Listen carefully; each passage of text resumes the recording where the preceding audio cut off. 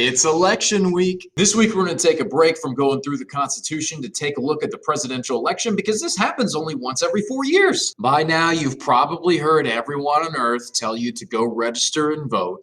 Register. Register. Register. Vote. By now, you've probably also seen Instagram and Facebook and Twitter all tell you as well to go out and vote. And I know for a fact you've all heard how this is the most important election of our lifetime. Now, you all know that I'm relatively young, but this actually makes the 7th most important election in everyone's lifetimes that I've experienced in my lifetime. We'll make one of the most important decisions in its history. Happy New Year to you, 2012. The most important election of our lifetime begins tomorrow. This is the most important election you've ever voted in your entire life. My fellow Americans, this is the most important election of our lifetime. But I do make a pledge that in the next 10 days, when we're asking the American people to make one of the most important decisions in their lifetime, I think in many ways this election is more important than any since 1932. All right, so it's obvious politicians will say anything to get you out to the polls to vote, but how does the process of voting actually work? That's what we're going to take a look at this week. Cue the intro.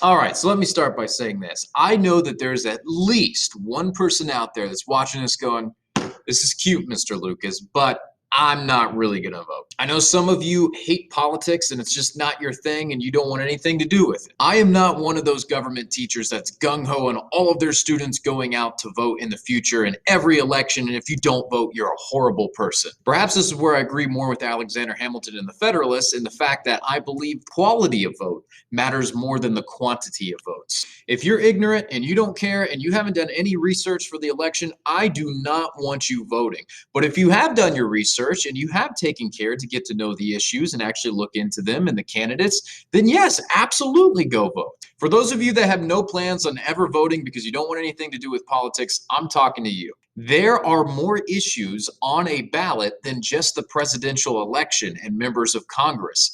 There are local issues that matter a lot. In fact, as we'll learn later on in the year, because we live in a federal system of government, the local issues honestly impact your life way more than the national issues or sometimes even the state issues. There are issues on ballots you can vote on, like school levies, which might determine how much money your schools get in the future, and that might determine whether or not your kids get to go to a new high school. There are also tax issues for local libraries, police, fire services, and all of those levies determine how much money you're forced to pay in taxes to pay for those local goods and services. Now, I don't know about you, but even if I didn't care about politics, I would at least care how much the community thinks they can take out of my paycheck. So even if you don't want to vote for president or members of Congress, I can guarantee you someday there's going to be something you're going to want to vote for because it's going to impact you and your family and your family's future. So it's still good to learn how to vote and how the process works. So someday when you do want to do it, you'll know how to do it. So when you know you want to vote in an upcoming election, the first thing you need to do is register to vote. To register, you need to fill out a voter registration card, and you can find those at your local DMV.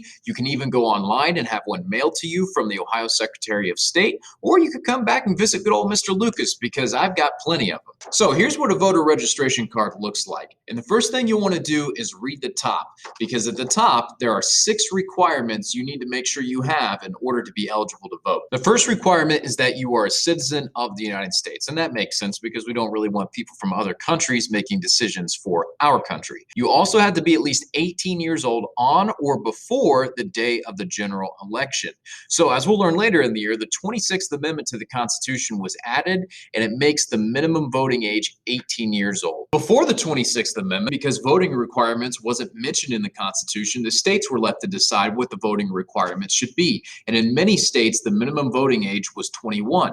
But if states wanted to, they could go lower than 18. In fact, some states have even proposed lowering the voting age to 16. I'm not really sure how I feel about that. So since the 26th Amendment was added to the Constitution, which we know is the supreme law of the land due to that fancy supremacy clause in Article 6, that then forces the states to at least allow all 18-year-olds to vote. Now, because setting voting requirements is largely a reserved power for the states have the freedom to really set most of their own voting requirements, which means that if you move to another state, it might be different than some of the requirements I'm reading here for you for Ohio. So let's keep going with those requirements. You have to also be a resident of Ohio for at least 30 days immediately before the election in which you want to vote. And that makes sense because you don't want people from other states coming and voting on issues for the state of Ohio. You also cannot be incarcerated. That means being in jail or in prison for a felony conviction. Some states do allow felons to vote, but Ohio does not.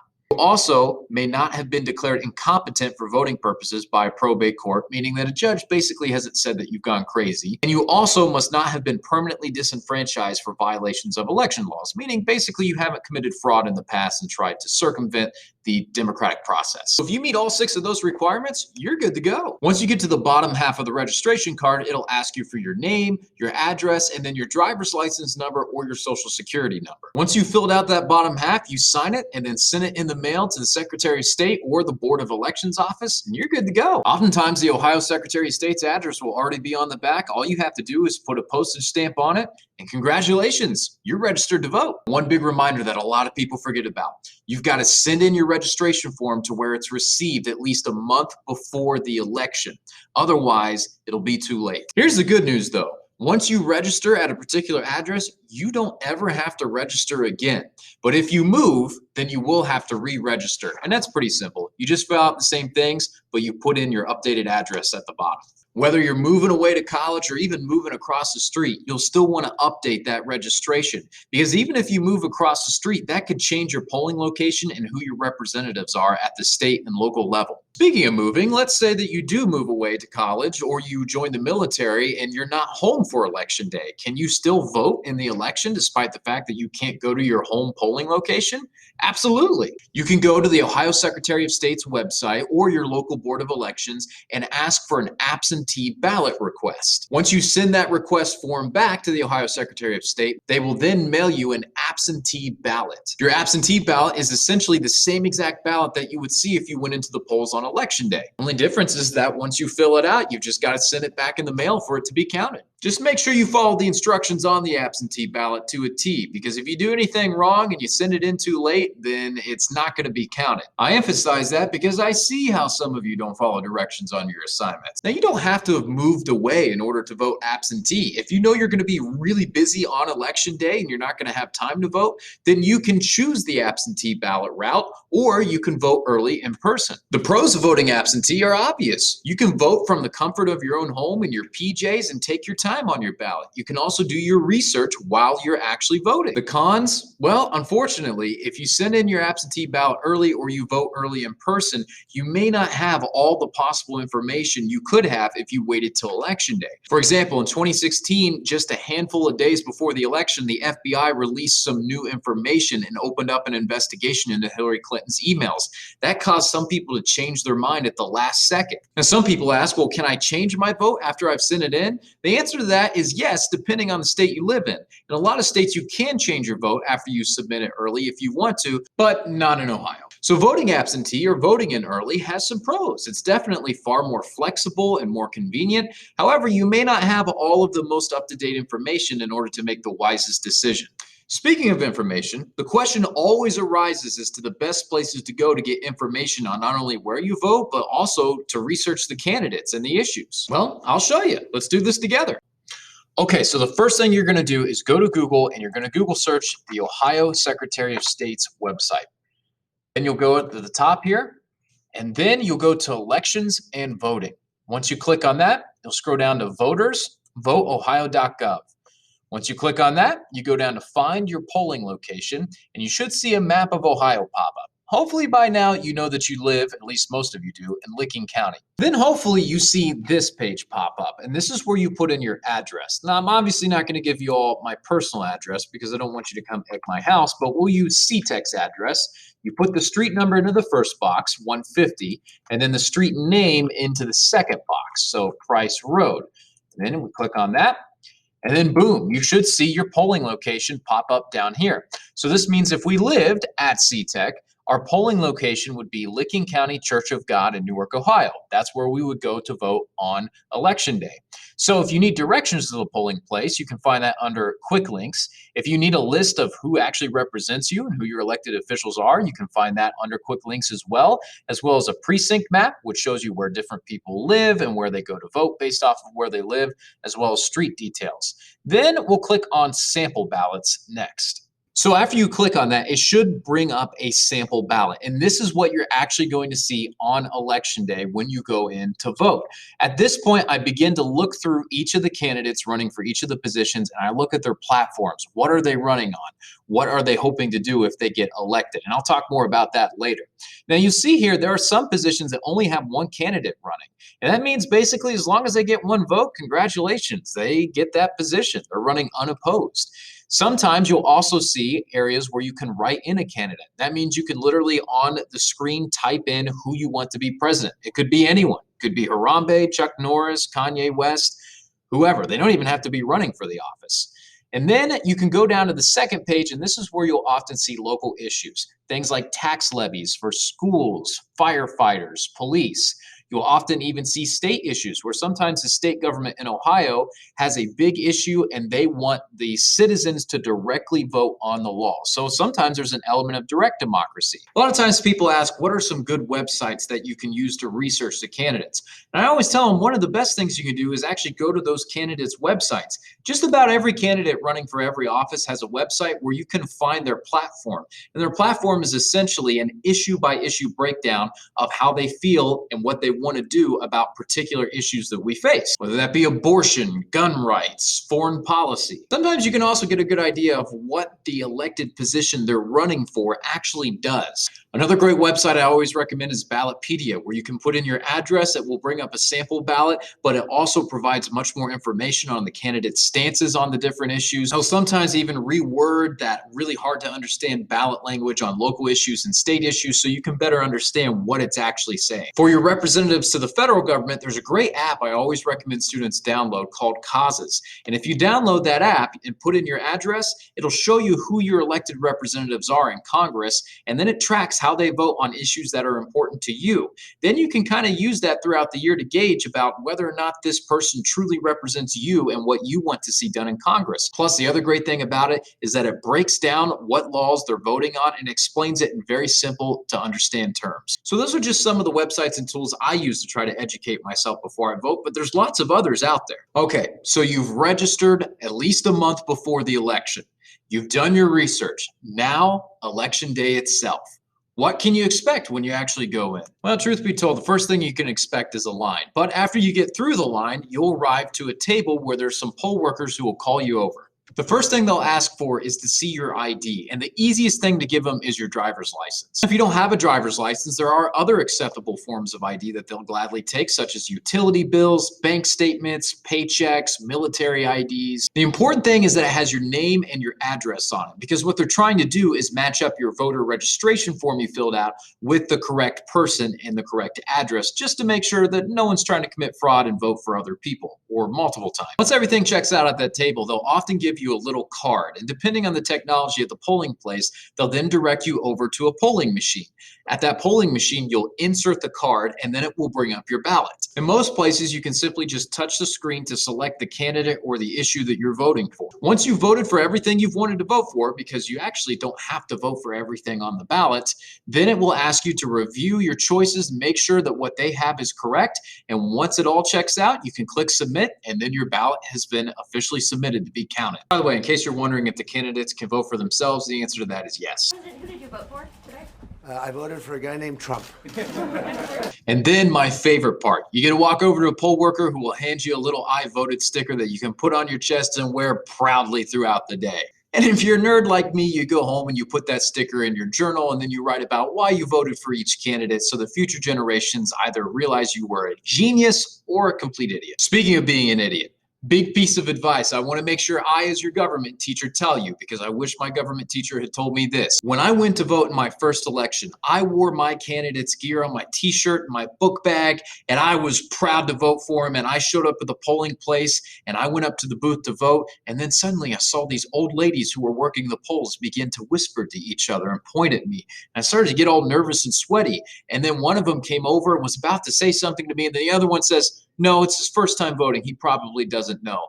And then they told me after the fact that technically I'm not allowed to wear any of that stuff when I go to vote. So yeah, here's me giving you your fair warning. When you show up to vote, you are not allowed to wear any political paraphernalia, which is a fancy way of saying no Make America Great Again hats, no Feel the Burn t-shirts, or whatever stupid sayings they come up with in the future. You're not allowed to wear any of your candidate's gear when you go in to vote. At least that's the law now, but you never know when the judicial branch is going to strike that one down. Now, sometimes when you leave from voting, there will be someone at the door asking you how you voted. When you see that person, do not say anything to them. Gosh, I sound like a parent. Don't talk to strangers. What that person's trying to do is take an exit poll where they try to get an early indication of who is winning in a certain area. They then report that information out, but that information getting out can be dangerous because if there's someone that was kind of on the fence about voting and they hear a particular candidate's doing really well during the day, then they may not go out and vote later in the evening. Or they might have a sense of urgency to go out and vote for their candidate since their candidate's losing so far.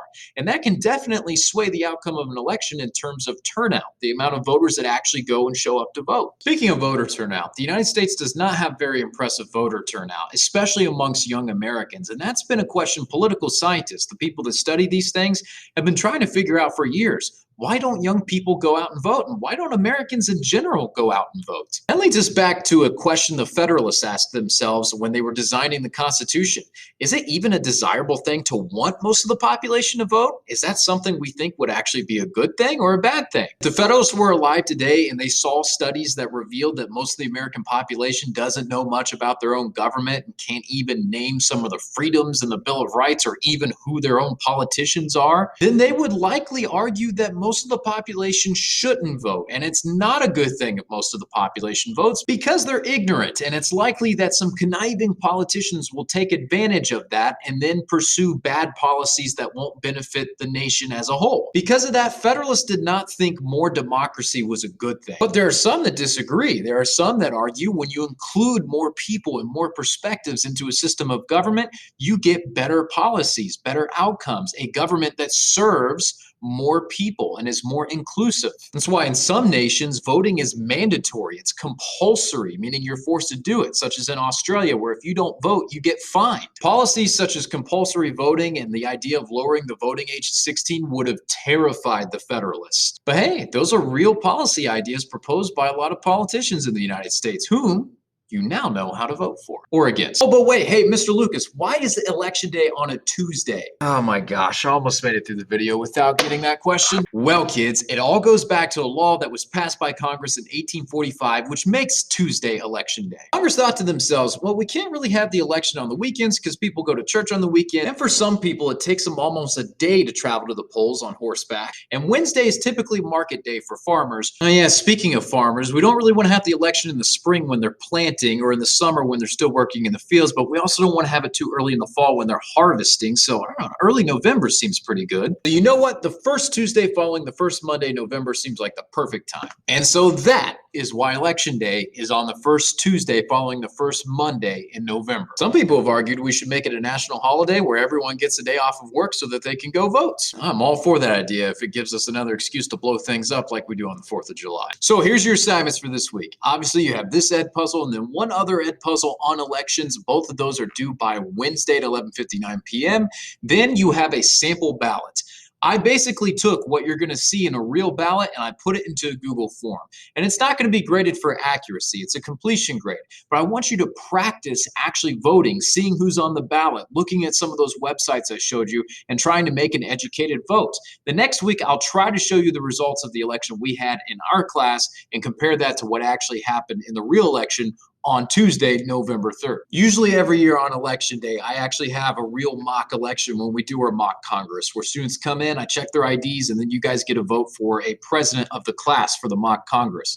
But this year, unfortunately, I think the closest thing we're going to be able to do is a mock election through a Google form. I guess you could say it's a practice for filling out a mock absentee ballot. Sort of. And of course, since Election Day is on Tuesday, November 3rd, I really encourage you all to take a look at the news that night. Watch as the results come in, because hopefully now you actually have a better understanding of what the heck they're talking about. So who's it going to be? Biden or Trump? We'll finally get to find out on Tuesday. Then the campaign ads will stop and the political signs in people's yards will be plucked away. As annoying as those things get, they serve as great reminders that you do live in a country where you at least have a say in things. Well, at least not until you're 18. But you are taxed before you're 18. Is that technically taxation without representation? Does that mean we're due for another revolution? Can you imagine what the revolution would look like if it took place today?